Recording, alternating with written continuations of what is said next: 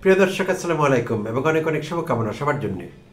গত মঙ্গলবার 28 অক্টোবর অন্তর্বর্তীকালীন সরকারের প্রধান উপদেষ্টা অধ্যাপক ডক্টর মোহাম্মদ ইউনূসের কাছে আনুষ্ঠানিকভাবে জুলাই সনদ বাস্তবায়নের সুপারিশমালা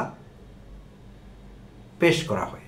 আর সেটি পেশ করেন জাতীয় ঐকমত্য কমিশনের ভাইস চেয়ারপারসন অধ্যাপক আলী রিয়াজ।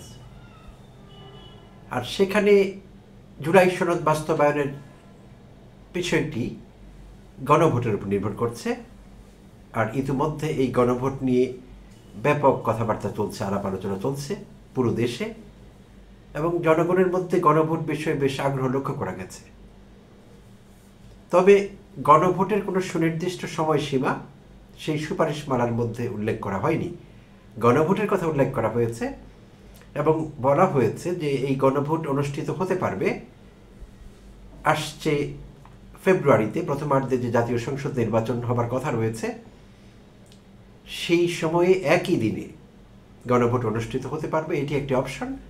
আর আরেকটি অপশন হলো সেই ফেব্রুয়ারির আগে যে কোনো সময় কোনো একটি ডেটে আলাদাভাবে গণভোট অনুষ্ঠিত হওয়া, সেটি হতে পারবে।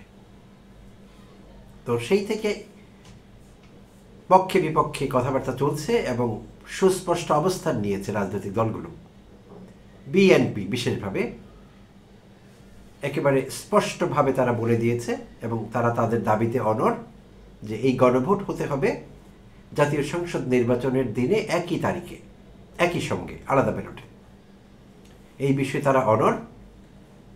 এবং বিএনপি নেতৃবৃন্দ সালাউদ্দিন আহমেদ থেকে শুরু করে মহাসচিব মির্জা ফখরুল ইসলাম আলমগীর, আজও বিভিন্ন গণমাধ্যমে এসেছে ফখরুল ইসলাম আলমগীরের বক্তব্য। তিনি বলছেন যে কোনোভাবেই সেটি আগে হতে পারবে না, জাতীয় সংসদ নির্বাচনের আগে গণভোট হতে পারবে না, এটি অযৌক্তিক, অগ্রহণযোগ্য। তো এর পক্ষে অবশ্য বেশি যুক্তি বিএনপি দেখাতে পারছে না, পারেও নি এবং পারবে বলে মনে হয় না। তারা একটি যুক্তিকে সামনে নিয়ে এসেছে যে রাষ্ট্রের পয়সা বেঁচে যাবে, খরচ হতো, আলাদাভাবে যদি গণভোট করতে হয় তাহলে একটা খরচের ব্যাপার আছে। তো এই ইস্যুটিকে তারা বড় করে দেখাচ্ছে। এর বাইরে আর কোনো যৌক্তিক কারণ তারা ব্যাখ্যা করতে পারছে না কেন গণভোট আগে হতে পারবে না জাতীয় সংসদ নির্বাচনের আগে। আর কোনো বড় তথ্য যুক্তি তাদের কাছে নেই। এইটি বড় যুক্তি হিসাবে হাজির করছে যে তাতে খরচ বেঁচে যাবে যদি আগে না হয়। অন্যদিকে জামাত ইসলাম, এনসিপি এবং আরও অন্যান্য সব রাজনৈতিক দলগুলো বলতে গেলে তারা আগেই চাইছে গণভোট। জাতীয় সংসদ নির্বাচনের জন্য তারা অপেক্ষা করতে রাজি নয়, তারা আগেই চাইছে। তারা চাইছে গণভোটের মাধ্যমে বিষয়টি সুস্পষ্ট হোক এবং গণভোট জাতীয় সংসদ নির্বাচনের আগেই হয়ে গেলে একটি বলিষ্ঠ আইনি ভিত্তি দেবে জুলাই সনদকে, জুলাই সনদের বাস্তবায়ন বিষয়টিকে। তাই তারা আগেই চাইছে এবং আগে গণভোট চাইছে। এই দলে, রাজনৈতিক দলের সংখ্যা অনেক বেশি, সাধারণ মানুষের মধ্যেও সেই দাবিটি জোরালো হচ্ছে ক্রমশ। আগেই ছিল, কারণ এই গণভোট নিয়ে অনেকদিন ধরে কথাবার্তা হচ্ছে। এবং যখন জাতীয় ঐকমত্য কমিশন কোনো সিদ্ধান্তে আসতে পারছিল না, রাজনৈতিক দলগুলোর সঙ্গে কুলিয়ে উঠতে পারছিল না, আসলে যে কোনো কিছুই সামনে নিয়ে আসলে সেটি বাধার মুখে পড়ছিল, চ্যালেঞ্জের মুখে পড়ছিল।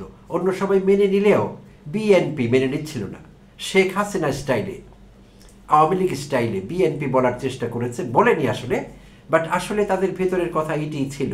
হাসিনা একসময় বলেছিলেন খালেদার শাসনামলে, নাথিং উইল গো আনচ্যালেঞ্জড, অর্থাৎ বেগম খালেদা জিয়া গৃহীত বিএনপির কোনো কর্মসূচি আনচ্যালেঞ্জড যাবে না। হাসিনা সেটিকে ছাড়বে না, সেটিকে আটকে দেবে, চ্যালেঞ্জ করবে, তা দরকার হোক আর না হোক, রাজনৈতিক শত্রুতা, প্রতিদ্বন্দ্বিতা, এরকম একটি বিষয়, আর কিছু না।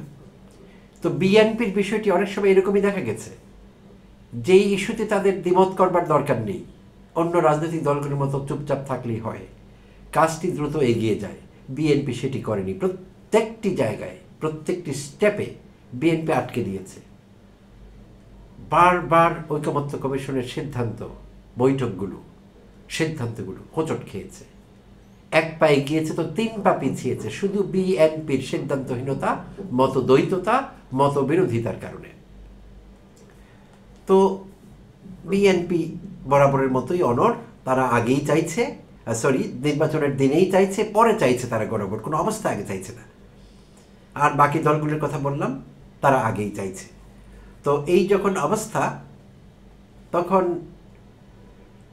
পরিস্থিতি অনেকটা এরকম দাঁড়িয়েছে, শুনতে একটু হাস্যকর মনে হবে। তো এখন মনে হচ্ছে গণভোট জাতীয় সংসদ নির্বাচনের দিনের আগে হবে নাকি জাতীয় সংসদ যেদিন নির্বাচন হবে সেদিনই হবে, এই বিষয়টি ঠিক করবার জন্য বোধহয় আরেকটি গণভোট দরকার।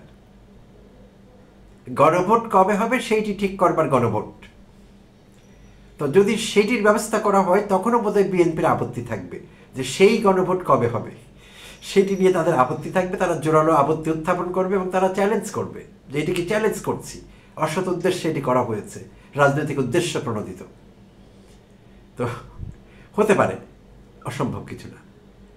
তো যাই হোক, এরই মধ্যে গতকাল মধ্যরাতের পর দেখা গেল ফেসবুকে, সোশ্যাল মিডিয়ায় বিভিন্ন রাজনৈতিক দলের নেতৃবৃন্দ, কর্মীরা বিশেষভাবে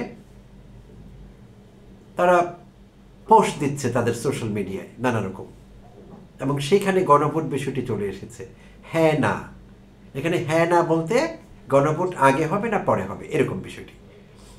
তো সেখানে দেখা গিয়েছে বিএনপি থেকে ছাত্র দলের সাধারণ সম্পাদক নাছির উদ্দিন নাছির, তার নামটি বাংলায় ছ দিয়ে লেখা হয়েছে পত্রিকায়, আমি আমার দেশ পত্রিকা থেকে তথ্য নিচ্ছিলাম, ছ দিয়ে লেখা হয়েছে, তাই আমাকে এইভাবে উচ্চারণ করতে হচ্ছে। নাছির উদ্দিন নাছির, সাধারণ সম্পাদক ছাত্রদল, তিনি তার ফেসবুক পোস্টে লিখেছেন, তিনি হ্যাঁ না জুড়ে দিয়েছেন, অর্থাৎ গণভোট আগে হতে পারবে না, না দিয়েছেন তিনি, নাছির উদ্দিন নাছির। আর তার বিপরীতে বৈষম্য বিরোধী ছাত্র আন্দোলন যে প্ল্যাটফর্মটি আছে, তাদেরও ফেসবুক আছে, তাদের যে ফেসবুক ভেরিফাইড ফেসবুক থেকে তারা হ্যাঁ দিয়েছে, অর্থাৎ গণভোট জাতীয় সংসদ নির্বাচনের আগেই হতে হবে। তো এইটি এক ধরনের ডিজিটাল কম্পিটিশন বলা যেতে পারে,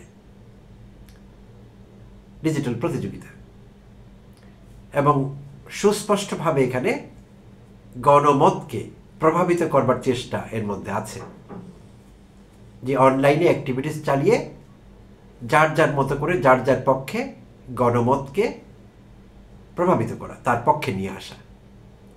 তো এইটি মন্দ নয়, ভালো কাজের জন্যে, যে যার যার পক্ষে সমর্থন আদায় করবার জন্যে যদি ডিজিটালি এরকম একটি কম্পিটিশন চলে, এরকম একটি প্রতিযোগিতা চলে, সেটি খারাপ না, দোষের কিছু নেই, এবং এটি সুস্থ কম্পিটিশন হতে পারে।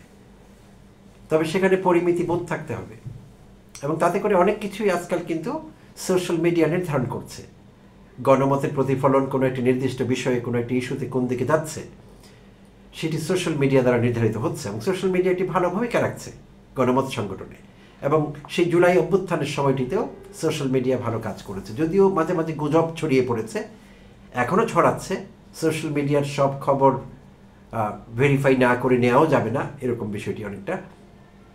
বাট সোশ্যাল মিডিয়া পজিটিভলি ব্যবহার করলে এইসব গণমতকে প্রভাবিত করবার জন্যে ভালো কাজ করতে পারে, যেটি অন্যভাবে করাটা বেশ দুরূহ, সময়, শ্রম এবং খরচসাধ্য একটি ব্যাপার। বাট সোশ্যাল মিডিয়া অনায়াসেই কিন্তু করা যাচ্ছে। তো এখন অবস্থা দৃষ্টি মনে হচ্ছে এই বিষয়টি আগামী দিনে আরও ছড়িয়ে পড়বে। সবগুলো রাজনৈতিক দলই তাদের প্রতিপক্ষের বিরুদ্ধে তাদের মতামত প্রভাবিত করবার জন্য ভোটারদের, জনগণের সোশ্যাল মিডিয়া ব্যবহার করবে, এবং বিশেষভাবে গণভোটের বিষয়ে যে হ্যাঁ না এর বিষয়টি, এটিকে আমি খুব পজিটিভলি দেখছি বিষয়টি। তো প্রিয় দর্শক, আপনারা কি ভাবছেন এরকম একটি campaign, social media campaign for or against গণভোট অর রেফারেন্ডাম, এই বিষয়ে আপনাদের মনোভাব কি, বিষয়টি কিভাবে দেখছেন কমেন্টে জানাতে ভুলবেন না। আর আগামী দিনগুলোতে আরও অনেক বিষয়ে এরকম আমরা দেখব সোশ্যাল মিডিয়াকে ব্যবহার করা হচ্ছে, এবং পজিটিভলি ব্যবহার করলে সেটি ভালো, নিশ্চয়ই আমরা অনেক কিছুই ভালো ফল পাবো সেটি থেকে। আর জুলাই সনদ বাস্তবায়নের যে বিষয়টি, সেইটি নিয়ে এখন বিএনপি যেভাবে অপিনিয়ন দিচ্ছে, তারা, আমি দেখলাম আজই বেশ কয়েকটি বিষয় আলাদা আলাদা করে কথা বলছে। শুরুতে তারা বলছিল যে যেমন সংবিধান সংস্কার পরিষদ, সেইটি আলোচনা হয়নি, যত মিটিং হয়েছে জাতীয় ঐকমত্য কমিশনের সঙ্গে এই বিষয়টি আসেনি, তারা এটি বলবার চেষ্টা করেছিল। গতকাল পর্যন্ত নেতৃবৃন্দ বলেছেন, এখন তারা একটি একটি করে পয়েন্ট নিয়ে আসছে। আজ দেখলাম যে তারা অন্য বিভিন্ন পয়েন্ট নিয়ে আসছে, যে অনেক পেজ নাকি রিপ্লেস করা হয়েছে সেখানে, যেটি গুরুতর অভিযোগ। তো জানি না তারা শুধু অভিযোগের খাতিরে অভিযোগগুলো করছে কিনা। আমি জনাব রিজভিকে দেখলাম, সিনিয়র যুগ্ম মহাসচিব রুহুল কবির রিজভিকে দেখলাম, তার বক্তব্য, তিনি বলছেন বিএনপি স্বাক্ষরিত কতগুলো পেজ রিপ্লেস করা হয়েছে, সেই পেজগুলোই এক্সিস্ট করছে না, অন্য কিছু সেখানে ঢুকে পড়েছে। তো এরকম অভিযোগ কিন্তু খুব গুরুতর অভিযোগ। তো জাতীয় ঐকমত্য কমিশন এইটি করবে এমনটি আমাদের আসলে মনে হয় না। তো তাই তার বিষয়টি কি শুধুই অভিযোগ নাকি তিনি মেন করেছেন, এটি আমরা হয়তো দু একদিনের মধ্যে জানতে পারবো। বাট এরকম গুরুতর অভিযোগ যদি উঠতে থাকে, তাহলে শেষ বিচারে কিন্তু এই জুলাই সনদ বাস্তবায়িত না হওয়ার দিকে যাবে, সব কিছুই পিছিয়ে পড়বে, আর তার মানে নির্বাচনও পিছিয়ে পড়বে। বিএনপি যা চাইছে একটি নির্বাচন, এটি তো তাদের প্রধান চাওয়া ছিল, আর কিছুই ছিল না। সংস্কার বা বিভিন্ন ইস্যুতে তারা কখনোই কোঅপারেটিভ ছিল না। দল হিসেবে বিএনপি বরাবরই বিরোধিতা করেছে সত্যি বলতে গেলে। তো এখন যতটুকু হয়েছে ততটুকুতে খুশি থেকে নির্বাচনটি হতে দেওয়া দরকার, আর না হলে নির্বাচন পিছিয়ে পড়বে। কারণ জুলাই সনদ বাস্তবায়নের রাস্তা না করলে কখনোই জুলাই যোদ্ধারা, এনসিপি বলি আমরা, জামায়াত ইসলাম বলি, অন্য দলগুলোর কথা বলি, তারা কখনোই নির্বাচন মেনে নেবে না। তার মানে নির্বাচনটি পিছিয়ে পড়বে সুস্পষ্টভাবে, এটি ইন্ডিকেটর আমরা মনে করছি। তাই বিএনপিকে একটু বুঝে শুনে এগোতে হবে, বুঝে শুনে কমেন্ট করতে হবে। এমন কোনো জায়গায় বিষয়টিকে নিয়ে যাওয়া যাবে না যেটি ডেডলক সৃষ্টি হয়, অচলাবস্থা সৃষ্টি হয়। সেটি না করেই তাদের জন্য ওয়াইজ হবে। প্রিয় দর্শক, ধন্যবাদ সবাইকে, ভালো থাকবেন।